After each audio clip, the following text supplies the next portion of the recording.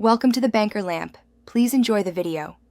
In this video, I will explain how to replace AC compressor on Ford Escape. Full guide. Begin by disconnecting the battery and wearing safety gear, then relieve system pressure using proper service ports and a recovery machine. Gather new compressor, O-rings, PAG oil, and replacement refrigerant. Verify parts match. Clear workspace and jack the vehicle securely. Follow manufacturer torque specs, keep fasteners organized, and inspect belts and pulleys during installation.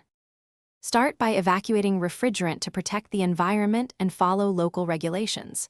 Remove the drive belt and any obstructing brackets to create clear access to the compressor assembly. Disconnect the electrical connector and cap lines, then unbolt the compressor from its mounting points while supporting its weight.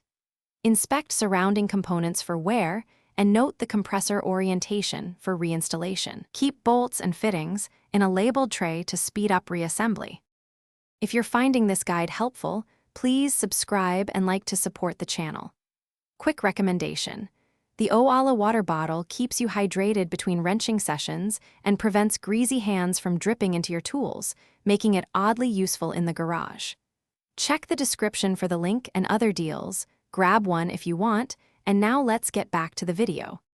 Position the new compressor, align mounting holes, and torque bolts to specified values while keeping the clutch engaged. Replace O-rings and add the exact PAG oil charge recommended by the manufacturer to the system. Reassemble belts and brackets, reconnect electrical connectors, then vacuum the system to remove moisture and air. Recharge the system to the correct refrigerant weight, check for leaks, and run the vehicle to verify cold airflow and proper compressor cycling. Thanks for watching. If this was helpful, leave a like and consider subscribing. See you next time.